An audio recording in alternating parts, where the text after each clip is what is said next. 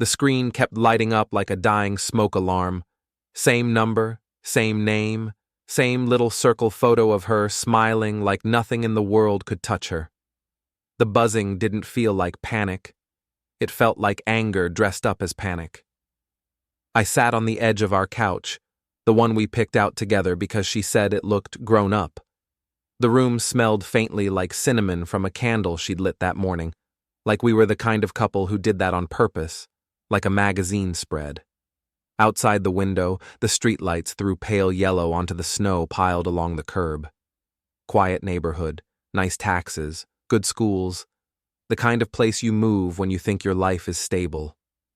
My phone vibrated again. Call number 28. I didn't answer.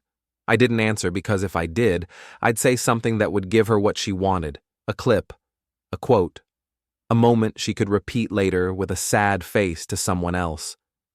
He's unstable. He's controlling. He scares me. People love those stories. They don't even ask for details. They just nod. Before we dive deeper into this story, I have one small request. Please subscribe, drop a like, comment, and hit that hype button to boost this channel so more people can discover these incredible Reddit stories. So I didn't give her any.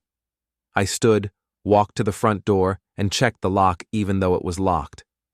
Not because I was afraid of a stranger, because I was afraid of how normal everything looked. The house didn't know anything had ended. The house didn't care. The vibrating stopped. A new sound replaced it. A message. M. Pick up. This is insane. Then another. M. You can't just tell me not to come home. Then another. M. Where are you? That one hit different. Because it wasn't, I'm sorry. It wasn't please. It was inventory, like she was checking whether her missing luggage had been moved. I went into the kitchen and opened the drawer where we kept pens and old mail. I pulled out a yellow legal pad I'd never used. I wrote the date at the top with a steady hand that didn't match the heat in my chest. December 18th, 8:47 p.m. Text. Not your property. 8:49 p.m. My reply, not your husband. 8:51 p.m. 27 missed calls. It felt stupid writing it down. It felt like something a guy does in a movie. But it also felt like the first honest thing I'd done in months. Because the truth was, this didn't start tonight. Tonight was just the moment she finally said the quiet part out loud. I heard the garage door motor rumble, then stop. For a second, my brain did the old habit, the automatic routine. She's home. Then my body corrected it like a slap. No, she's not. The sound came again, lighter this time, a car door closing out front. Footsteps on the porch. I didn't move. I waited. The doorbell rang once, then again. Then my phone lit up with her name and the word, calling. I didn't answer that either. Instead, I opened the door, just enough to see who was on the porch. It wasn't her. A man stood there with his hands in his coat pockets, shoulders tight against the cold. Early 40s, clean haircut, expensive watch. The kind of guy who looks like he belongs in whatever room he walks into. I recognized him from her office party photos, her boss. He smiled like we were neighbors sharing a joke. Ethan, right? He said. I didn't correct him. I just stared at him until his smile thinned. I'm Grant, he said, like I'd asked. Ember's, she's upset. She said you're not answering.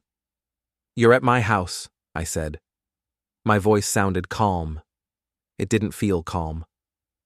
I wanted to make sure she's safe, he said. I held the door with one hand. The cold air slid into the hallway like a warning. She's safe with you? I asked. His eyes flicked, just for a second, to the inside of the house like he was checking if she was hiding behind me. That's not what I meant. It's what you did, I said. So let's not pretend we're confused. His jaw worked once.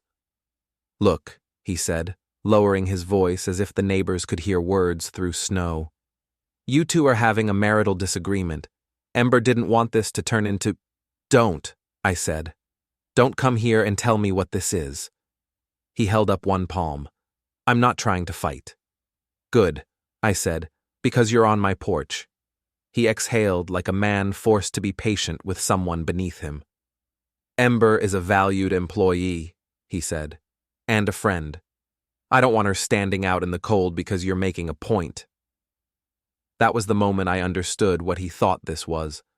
A tantrum, a little husband tantrum, something Ember would laugh about later in the office kitchen while she poured coffee. I nodded once. Here's what you can do, I said. You can leave. His smile came back, smaller and sharper. She lives here. Not tonight, I said. He stared at me. I stared back.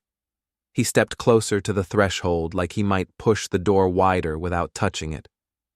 You understand, he said, that you can't just throw her out. I almost laughed. Not because it was funny, because it was familiar. He was using the language of rules, of policies, of what's allowed, the kind of language that works in meetings. Grant, I said, I didn't throw her out. I sent a text. She can come here if she wants. She can call a locksmith. She can call an attorney. She can call her parents. She can call the police. She's a grown woman.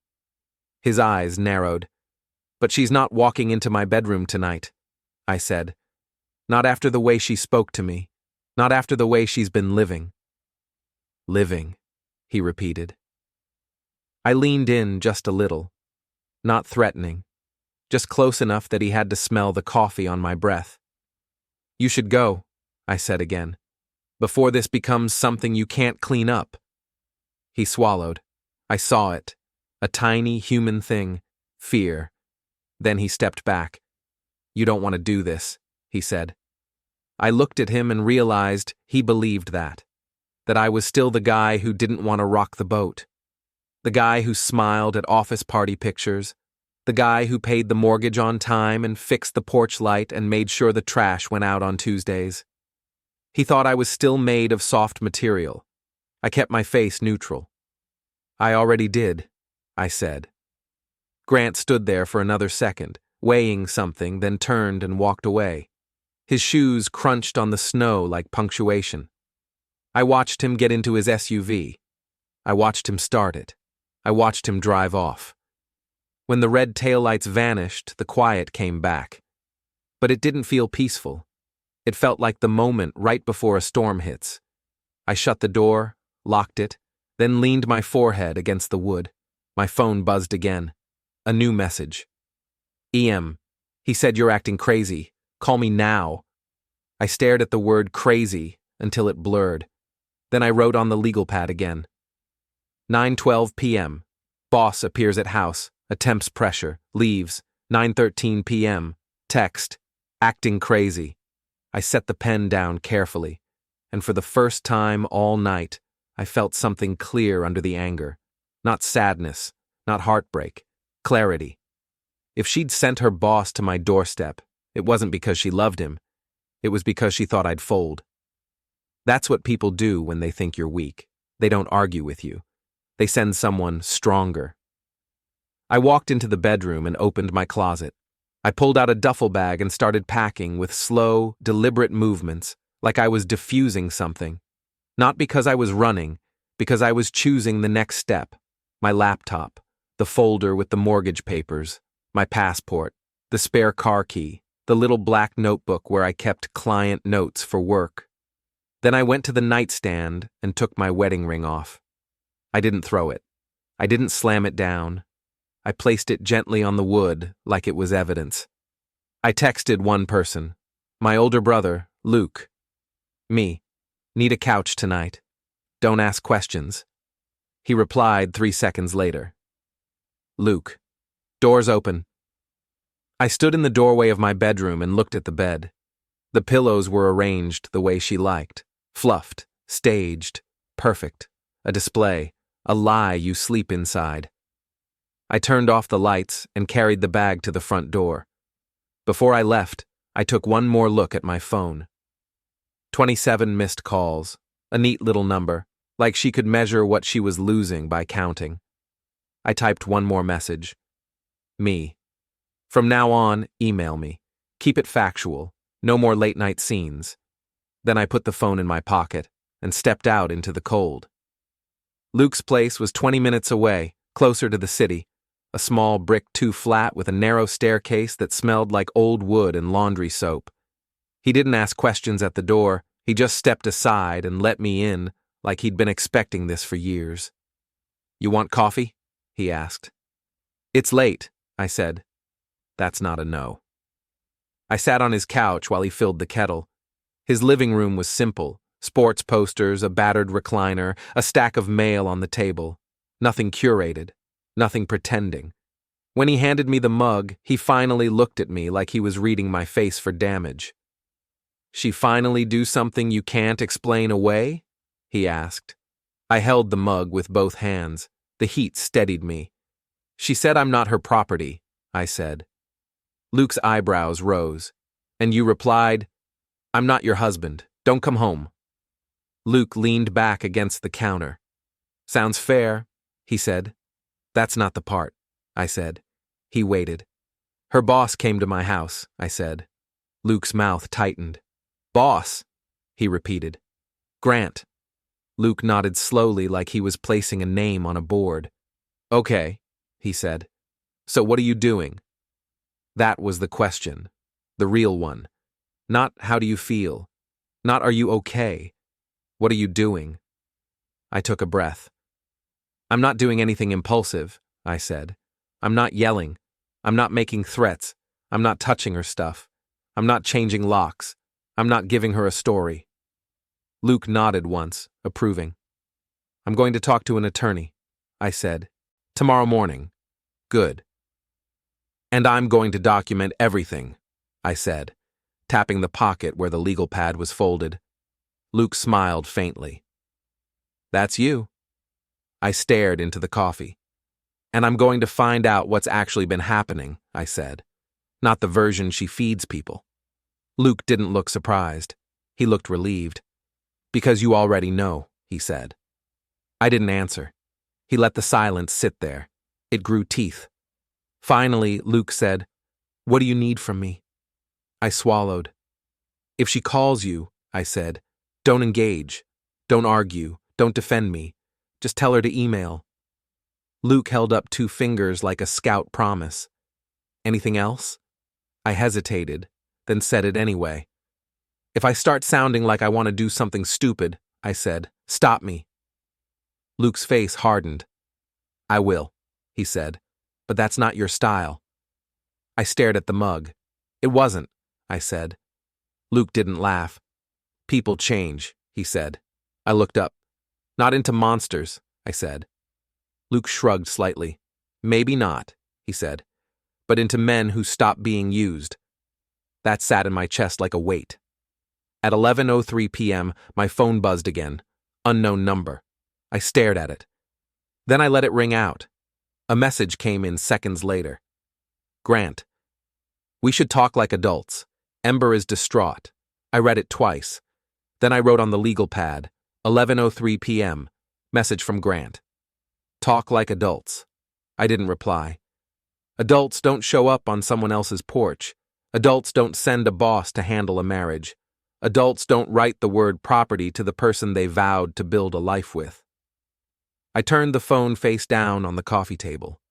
Luke watched me do it and nodded like he'd just seen a man choose the first correct door in a maze. "Get some sleep," he said. "I will," I lied. I lay on Luke's couch staring at the ceiling fan, listening to it click softly on each rotation. My mind kept replaying the porch scene like it was a clip someone would show later as proof of something. Grant's smile, his tone, the way he said, "valued employee." That word, employee, made my skin crawl, because it explained the whole dynamic. In his world, Ember wasn't a wife. She was an asset. And in her world, maybe I'd become the thing you keep at home so you can take risks outside. I thought about the last few months, the little changes that didn't seem like changes until you lined them up. New perfume, new work events, phone face down at dinner, passwords changed because of security, long showers, a look in her eyes like she was bored with the same old scenery. I wasn't a jealous man by nature. I wasn't a snooper. I wasn't the guy who digs through pockets. But I was also not blind. I reached for my phone, not to call her, never to call her, but to open my bank app. I scrolled through recent transactions. Nothing dramatic, nothing obvious. Then I checked our shared credit card account. A charge hit my eye. The Westin, downtown. A room rate that didn't look like a quick meeting. I stared at it. My throat tightened. I didn't need to imagine anything. I didn't need to invent a scene. I didn't need to use ugly words. A hotel charge is a hotel charge. I took a screenshot. Then I created a folder in my notes app called Timeline. I placed the screenshot inside. Then I wrote, Deck 18, Westin charge. I stared at that line until it felt real. Luke's words came back. What are you doing? I was doing the clean move. No screaming, no threats, just facts. My phone buzzed again. This time it wasn't Ember. It was a woman's name I recognized from their office holiday party, someone Ember called work wife with a laugh. Melissa. I didn't answer. A text appeared. Melissa. Ethan. Please don't do anything tonight. You don't know the whole story.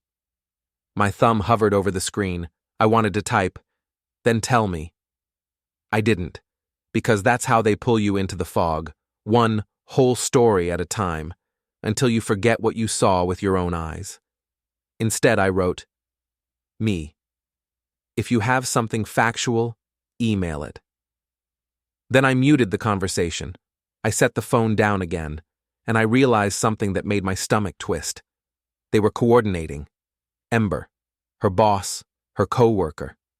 A little net closing around me, made of concerned words and careful timing. Don't do anything tonight. Talk like adults. You don't know the whole story. That wasn't compassion. That was control. I sat up on the couch and looked around Luke's dim living room. The streetlight outside threw a pale stripe across the floor. The house creaked the way old buildings do, like they're shifting in their sleep. And in that quiet, a thought slid into my mind. Calm, cold, and perfectly logical. If they were already acting like I was dangerous, then the only way to win was to become untouchable. Not violent, not reckless, untouchable. I opened my phone again and searched. Family law attorney. Chicago consultation tomorrow morning. I picked one. Then another. Then a third. I didn't book online. I didn't leave a dramatic message. I just wrote down names and numbers. I wrote one more line on my legal pad. Tomorrow, attorney plus full financial snapshot, plus written boundaries. Then I set the pen down. And right then, like the universe had been waiting for my hand to stop moving, Luke's doorbell rang. Once. Then again. Luke came out of his bedroom, hair messy, eyes narrowed. Who the hell? He muttered, walking toward the door. He looked through the peephole. Then he froze. He turned to me. Ethan, he said quietly. She's here. My phone vibrated at the same time. M. Open the door. I stared at the message. Then I stood. Not because I wanted to see her, because this was the first test, and I wasn't going to fail it. Luke stood between me and the door like a quiet wall. Not dramatic, not heroic, just solid. She doesn't come in, he said. I know, I replied. The doorbell rang again, longer this time, like she was leaning on it with her finger, daring the world to argue. My phone buzzed. Em, don't do this. This is humiliating. Humiliating.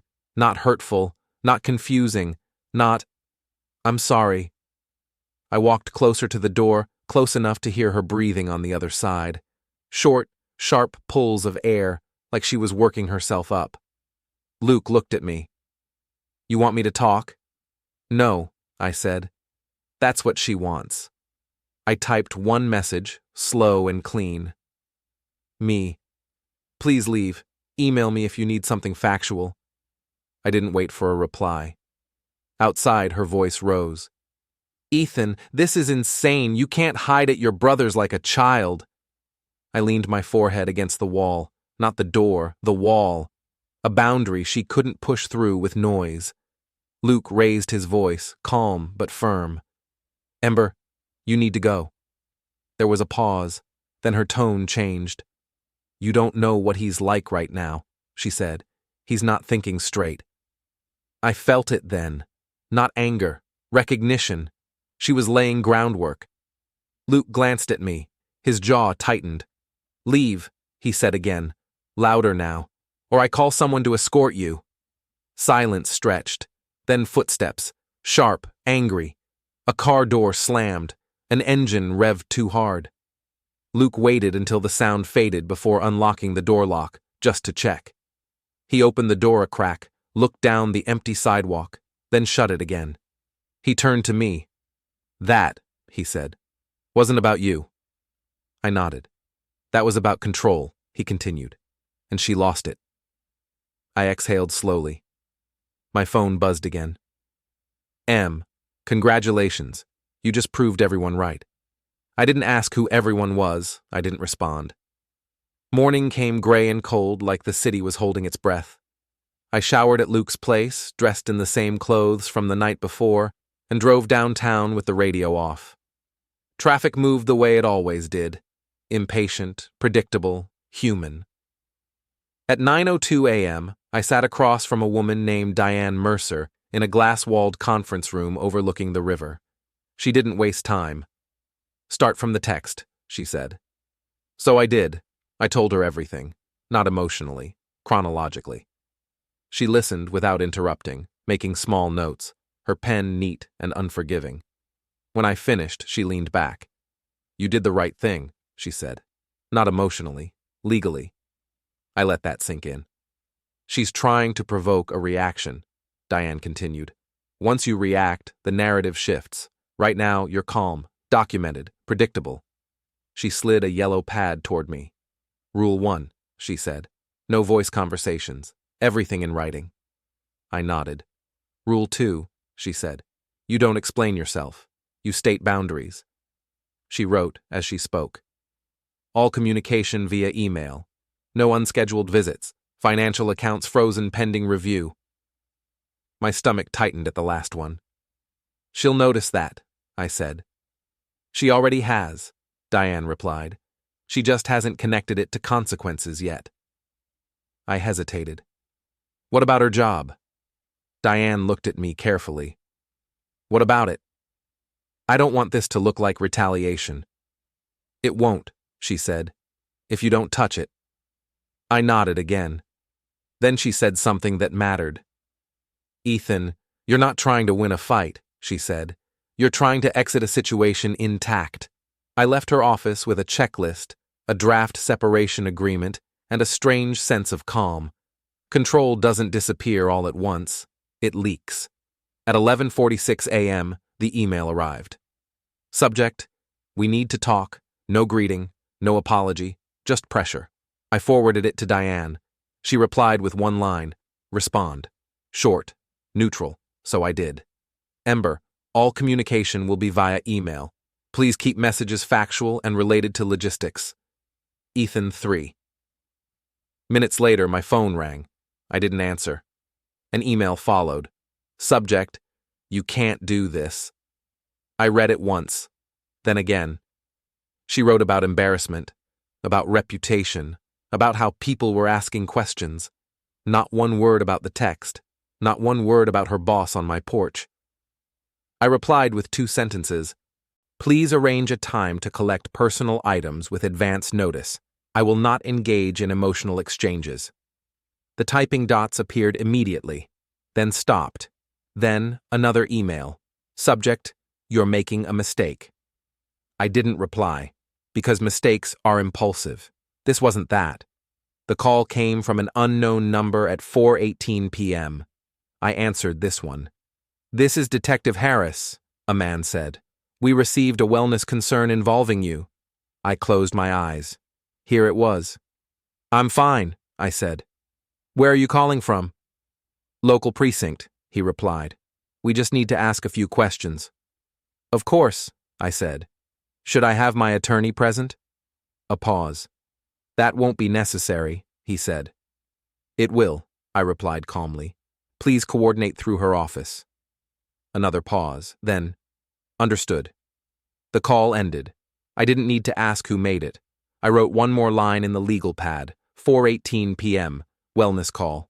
No incident. I stared at the page. Then I smiled. Because false concern leaves fingerprints. By Friday, the tone changed. Emails got shorter, sharper. She asked about money, about access, about fairness. Grant stopped texting. Melissa stopped too. Silence isn't peace, it's recalculation. At 9:03 p.m., a new email arrived. Subject, please one word. I forwarded it to Diane. She replied, do not engage tonight. Let it sit. I turned my phone off, and for the first time since the text, I slept. Monday morning felt different, not lighter, sharper. I was back at my house by 8:30 a.m., escorted by silence. Ember wasn't there.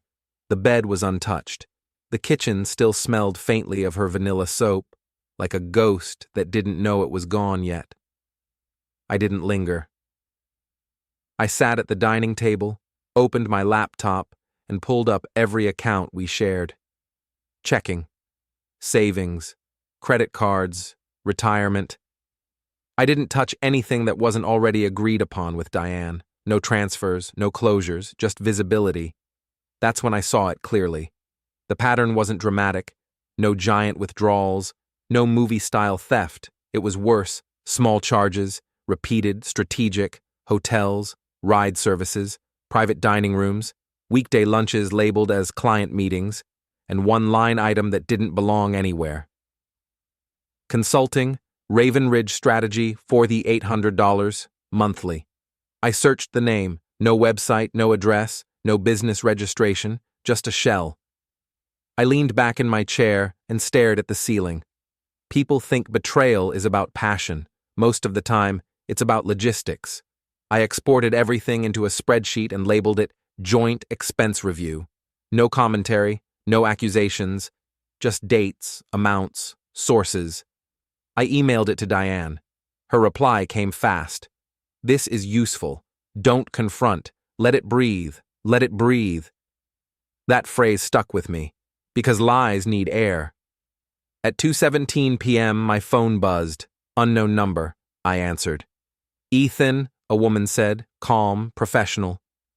This is Linda Walsh from Human Resources. I closed my eyes again. Yes, I said. We've received an inquiry regarding workplace conduct involving your wife, she continued. We're not accusing anyone. We're simply documenting. Understood, I said. We may need to speak with you later, she said, if you're willing. I'll respond through counsel, I replied.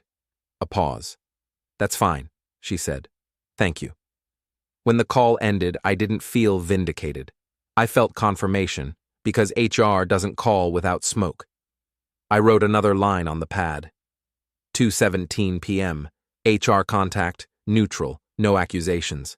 I stared at the growing list. This wasn't chaos. This was structure.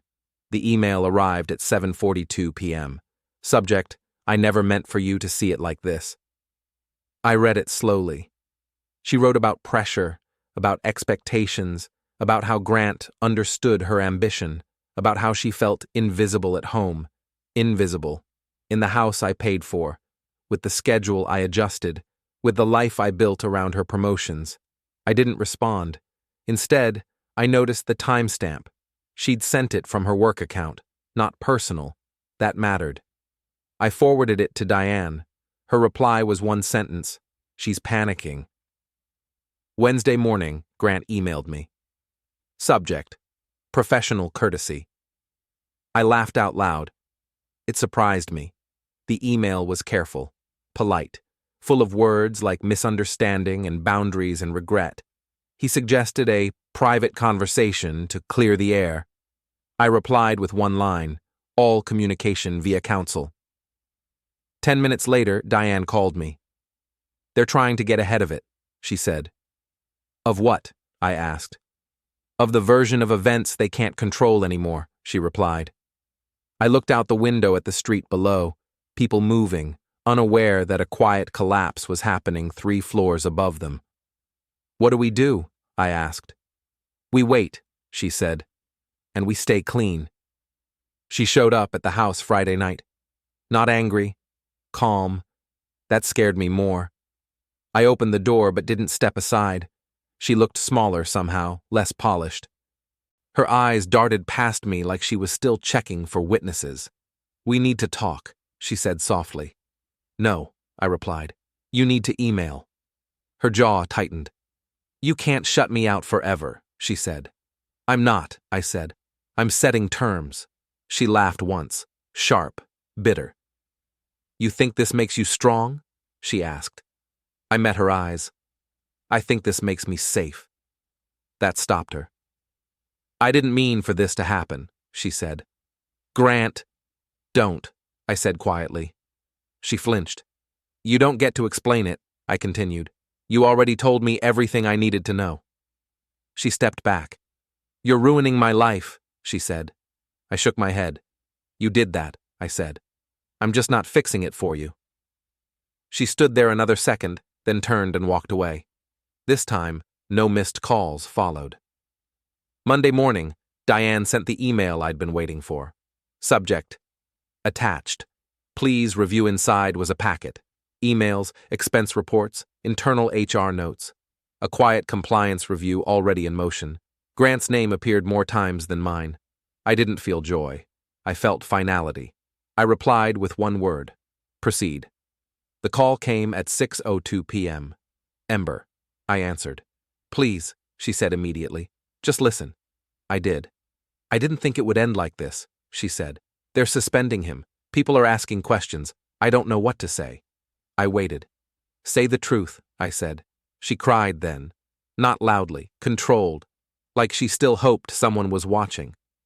"You planned this," she accused. "No," I said. "I survived it." Silence stretched between us. "I want to come home," she said. I looked around the empty living room, the bare hooks where her coats used to hang, the space where noise used to live. "That home doesn't exist anymore," I said. She whispered my name. I ended the call. The final email arrived 3 days later. Subject: settlement accepted. I read it once. Then I closed my laptop. I walked through the house, turned off the lights, and locked the door behind me. Outside, the city moved on. It always does. I didn't feel like a winner. I felt intact. And that was enough. Monday hit like a gavel. Not loud, final.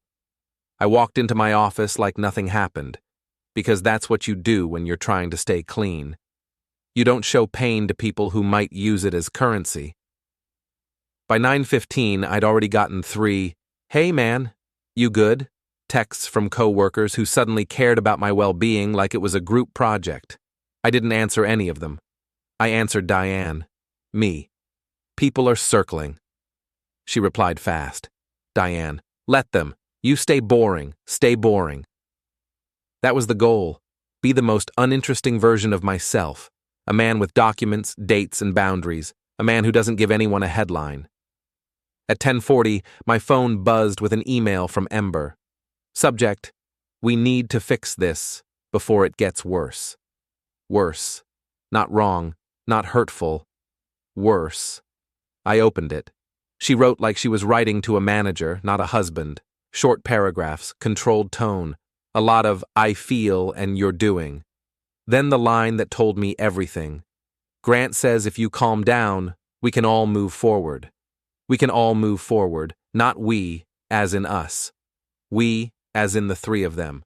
Like I was a noisy obstacle they needed to slide around. I didn't respond. I forwarded it to Diane and added one sentence. Me. She's still using him as the referee. Diane's reply came back like a door slamming. Diane. Good. That's evidence of ongoing influence. Evidence. That word made my stomach settle. Because I wasn't guessing anymore. I wasn't spiraling. I wasn't crazy. I was building a record. At 1:30 p.m., my direct supervisor pinged me. "Quick check-in," she typed. "Conference room B." Conference room B had glass walls and a view of the hallway. I hated it instantly. Glass rooms are for theater. When I walked in, HR was already there. Linda Walsh. Same woman who'd called me earlier. calm face, neat hair, hands folded like a judge waiting to be impressed. My boss gestured to the chair across from them. Sit. I sat. Linda smiled politely. Thanks for meeting on short notice.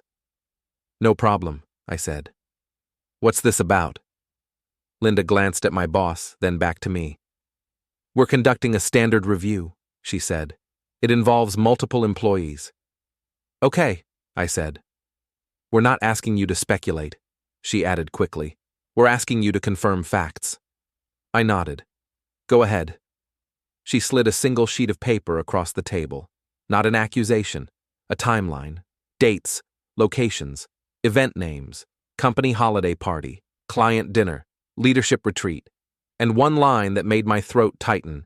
DEC 18, 8:30 p.m., unscheduled visit to employee spouse residence. They'd written it like a report, like a security incident. Linda's voice stayed even. Did Mr. Grant show up at your residence on December 18th? Yes, I said. Did you invite him? No, I said. Did he identify why he came? He said he wanted to make sure Ember was safe, I said, keeping my tone flat. Linda wrote something down. My boss watched me like she was trying to decide which version of me was real. Linda continued. Did he attempt to persuade you to allow Ember back into the home that night? Yes, I said. Did he use language indicating professional standing or authority? I thought about valued employee. Yes, I said. Linda nodded once, like a box checked itself. Did Ember ask him to come? I didn't answer right away, because this was the trap. If I guessed, I gave them something easy to dismiss. I don't know, I said. But the sequence of calls and messages suggests coordination. Linda's eyes lifted. You have messages? I have texts and an email, I said. I'll provide them through counsel. Linda's posture stayed calm, but her eyes sharpened. That would be helpful, she said. My boss cleared her throat. Ethan, we're sorry you're dealing with personal stress. I looked at her. I'm not bringing it here, I said. Other people did. Silence. Then Linda stood. That's all for now. Thank you. As I left, I felt something new, not satisfaction, momentum. When a company starts writing things down, it's because they're already thinking about consequences. That evening, Ember didn't email. She showed up, not at Luke's, at my house, my own driveway. My phone buzzed with a single text. EM. I'm outside. Just talk. 5 minutes. 5 minutes. That's what she always asked for when she wanted 20. I watched from the front window. Her car idled at the curb, headlights washing the snow like she was searching for something lost. I didn't open the door. Instead, I wrote an email. Yes, even though she was 10 feet away. Ember, you cannot arrive unannounced. If you need to retrieve belongings, propose a date, time in writing. Ethan. Her reply came in under a minute. Subject, so you're really doing this? I stared at it. Then I heard the knock. Not a polite knock. Not the little tap-tap you do when you respect the door. A hard knock, like she owned the wood. Ethan, she called. Stop hiding! I didn't move. Luke's words rang in my head. That wasn't about you. That was about control. Her voice rose. You think you can ruin me and just sit there? Ruin her. Like she was already writing the story where she was the victim and I was the villain with no motive. I took my phone out, opened my camera, and recorded from inside. Just the audio. No faces, no drama, just proof. Open the door, she yelled. I'm your wife. That made me swallow hard, because it wasn't emotional, it was legal. Then she said something that lit my nerves like a wire. You're going to regret this. Grant is done being nice. Grant is done being nice. I stopped the recording, saved it, and sent it to Diane. Then I typed one sentence to Ember. If you do not leave, I will call for a documented escort. Silence. Then finally, her footsteps crunched away from the door. The car engine revved. She peeled off too fast, tires scraping icy pavement like a tantrum. I stood in the quiet after she left and realized something important. She wasn't trying to talk. She was trying to scare me back into my old shape. The next 2 days, little messages came from people I hadn't talked to in years. "Hey, stranger. Heard things are rough. Hope you're okay. Let me know if you need anything." That's how gossip moves. It dresses up like kindness. And then, Thursday afternoon, I got the message I didn't expect. From Grant's wife. Her name was Claire. I'd met her twice, both times at company events. Elegant, sharp-eyed, polite, in a way that felt studied, the kind of woman who always knows where she is in a room. Her email subject line was simple. Request, no greeting. Just one line in the body. Please confirm, did my husband appear at your home on deck 18? My mouth went dry. I reread it 3 times to make sure I wasn't imagining it. Then I forwarded it to Diane. Diane called me immediately. "Do not freelance," she said. "I wasn't going to," I replied. "Good," she said. "I'll respond. If Claire is reaching out, it means she's already collecting her own file." A pause. Then Diane added, "And if she's collecting a file, she's not guessing." I sat on the edge of Luke's couch, phone pressed to my ear, and felt the shape of the battlefield shift. This wasn't just my marriage cracking. This was a larger structure weakening. Grant's house, Grant's image, Grant's control. I didn't feel happy. I felt certain. Because people like Grant don't panic when they're in power. They panic when the power stops working. Friday morning, an invitation hit my inbox from the company. Subject, Year-End Leadership Mixer. It was scheduled for that evening. A public event, semi-formal, partners and senior staff. The kind of event where people smile too hard and talk too softly. Where reputations are traded like cards. My first instinct was to skip it. Then Diane emailed me. "Diane, if you attend as a statue. No alcohol, no confrontation, you leave early. But being seen calm can help. Being seen calm." That was the whole game. I stared at the invitation until my eyes hurt. Then I replied, "Attending." Luke raised an eyebrow when I told him. "You sure?" he asked. "I'm not going to hide," I said. He nodded slowly. "Then don't." At 6:45 p.m., I put on a dark suit and a plain coat. No flash, no signals, no revenge outfit. Just a man who belonged in the room. When I arrived, the lobby smelled like pine, citrus, and money. The kind of place where the floors reflect your shoes perfectly. I checked in, got a name tag, and walked into the ballroom. And I saw her. Ember stood near the bar, laughing with 2 co-workers like nothing in the world had happened. Like she didn't scream at my door 2 nights ago. Like she wasn't emailing me threats wrapped in please. Then I saw Grant, near the center, holding court, and next to him, Claire. She wasn't smiling, she was watching. Her eyes swept the room like a scanner. When they landed on me, she didn't look away. She took a slow sip from her glass. Then she set it down and started walking toward me. I didn't move. I didn't smile. I didn't flinch. I just waited, calm, boring, documented, while the room hummed around us like a machine. Claire stopped in front of me, close enough that I could smell her perfume. Clean, expensive, cold. She looked me in the face and said quietly, "Did he come to your house that night?" Behind her, I saw Grant turn his head. He'd noticed. Ember noticed too, her laughter dying mid-breath. The room didn't go silent, not fully, but it shifted, like a crowd sensing weather. I met Claire's eyes, and I said, clearly, evenly, with no emotion at all, "Yes." Grant started moving toward us. Fast, too fast for a man who wasn't worried. Claire didn't turn. She didn't look at him. She just asked, "Did you invite him?" "No," I said. "Did he claim he was there to protect Ember?" I felt my pulse in my throat. "Yes," I said. Claire nodded once, like she'd just confirmed the last missing piece of a puzzle. Then she finally turned her head toward Grant, who had reached us now, face tight, smile pasted on like tape. "Grant," she said softly, "we're leaving." Grant's smile twitched. "Claire, this isn't—" She raised one finger, not loud, not dramatic, just final. "We," she repeated, "are leaving." Grant looked at Ember for half a second, and Ember went pale, because she understood what that look meant. It wasn't love. It was blame. Claire turned back to me. "Thank you," she said. Then she walked away. Grant followed her, still trying to speak, still trying to steer the story back into his hands.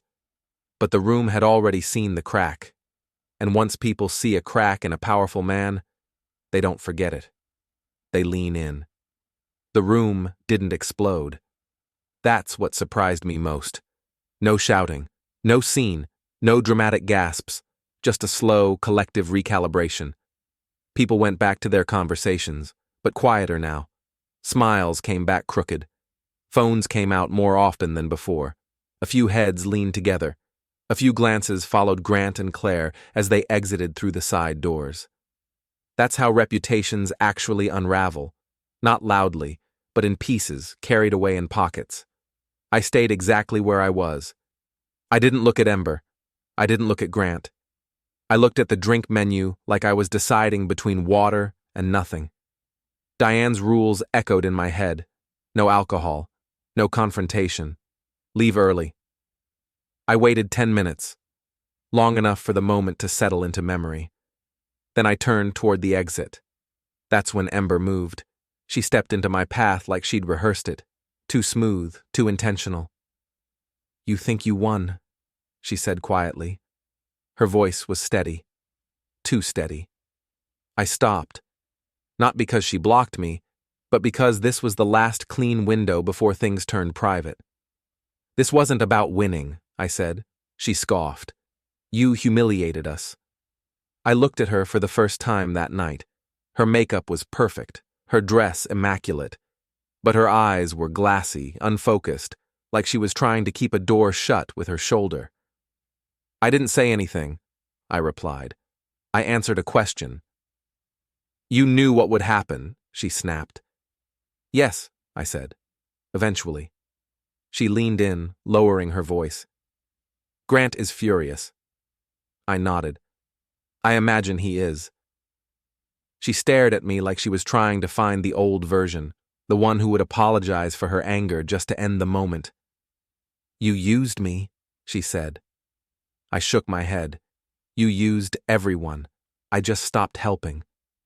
Her mouth opened, then closed again. For a second, just a second, I saw it hit her.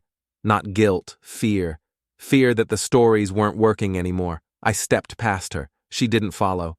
Diane called me the next morning. She didn't say hello. "Claire retained counsel," she said. "A good one." I leaned back in my chair. "And?" I asked. "And Grant has been placed on administrative leave," she continued.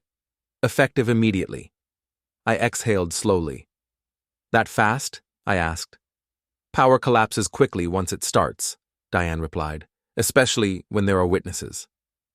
I stared at the wall, thinking about Grant's face when Claire raised that finger. "What about Ember?" I asked. Diane paused. "Her name appears in more emails than she realizes," she said. "Nothing illegal, but enough to make her inconvenient." Inconvenient. That was worse than guilty, because companies don't fire inconvenient people loudly. They quietly stop protecting them. "What happens next?" I asked. "Now," Diane said. "We finalize." The final meeting took place in a conference room that didn't belong to either of us. Neutral ground, neutral carpet, neutral coffee. Ember sat across from me, hands folded, posture straight. She looked like she was waiting for a performance review. Her attorney, a thin man with careful eyes, cleared his throat. "We'd like to resolve this without escalation," he said. Diane smiled politely. "So would we." He slid a document across the table. I didn't touch it. Diane skimmed it once, then pushed it back. No, she said. The man blinked. Excuse me? Diane tapped our folder. We've already submitted a comprehensive proposal. This ignores several documented items. He frowned. Such as? Diane opened our folder, not dramatically, just methodically. Unscheduled third-party interference, she said. Documented financial irregularities. Recorded verbal pressure. Professional boundary violations.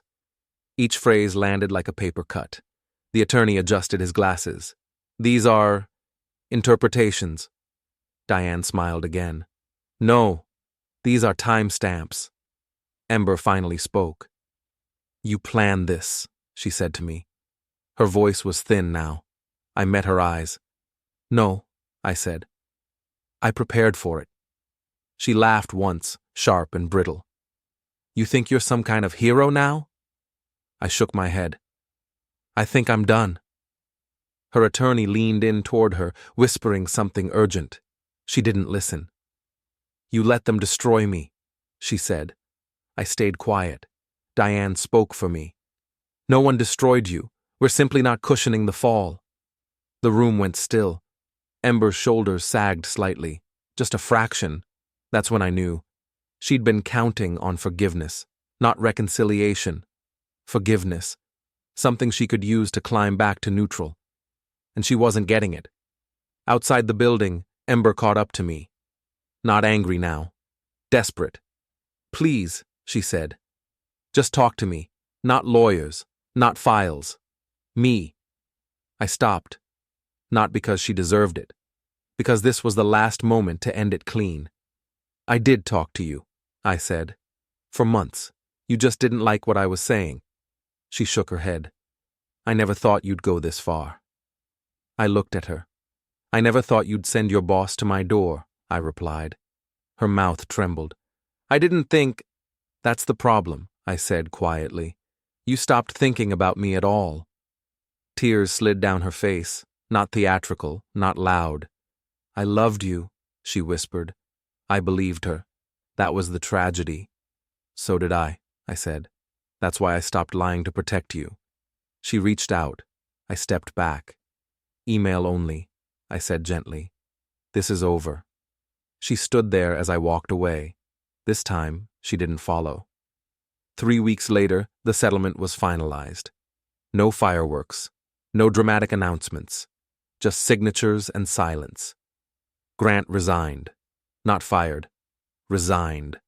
That's what men like him do when they want to pretend they chose the exit. Ember transferred teams, then departments, then companies. Her title changed twice in 6 months. Not downward, sideways, always sideways. I stayed where I was, same job, same desk, same routines, because I hadn't needed to escape. I just needed to stop absorbing damage for someone else. The final message came on a Sunday night. From Ember. Subject, I understand. Now I didn't open it. I didn't need to. Understanding doesn't change outcomes. I archived it. Then I shut my laptop, turned off the light, and stood alone in my quiet house. Not empty, clear. I took the legal pad from the drawer, the one that started it all. I flipped to the last page and wrote one final line. Account closed. I placed the pen down.